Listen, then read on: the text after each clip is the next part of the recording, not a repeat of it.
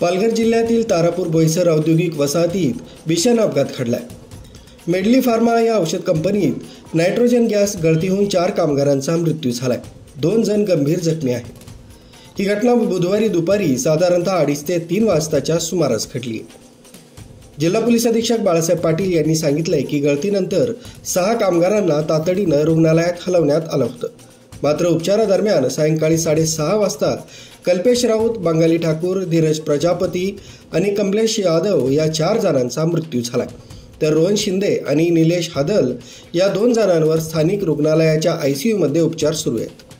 नाम की कंपनी है बोईसर में, इसमें 6 लोगों को सफोकेशन या किसी पॉइजनस केमिकल का इनहेलेशन के कारण शिंदे हॉस्पिटल में लाया गया। 6 में से 4 लोगों की डेथ हो गई और 2 लोग अभी भी ICU में ट्रीटमेंट ले रहे हैं, अंडर ऑब्जर्वेशन है। प्राइमा फेसी ये दिख रहा है कि या तो सफोकेशन या किसी केमिकल का इनहेलेशन के कारण ये डेथ्स हुई है। बाकी पोस्टमार्टम और बाकी इन्वेस्टिगेशन के बाद ही मतलब एग्जैक्ट कॉज सामने आएगा। टोटल कंपनी में 36 एम्प्लॉयज़ थे। 36 में से ये 6 अफेक्टेड है, बाकी 30 लोग सेफली बाहर इवैक्यूएट किए गए, वो सब लोग ठीक है। प्राथमिक माहितीनुसार गळती कंपनीतील एका रिॲक्शन टँकमधून झाली।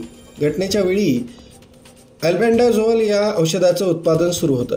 पोलिसांनी या प्रकरणात कंपनीच्या 4 वरिष्ठ अधिकाऱ्यांवर भारतीय न्याय संहिता कलम 105 अंतर्गत हत्येसमान दोषी निष्काळजीपणाचा गुन्हा नोंदवला आहे।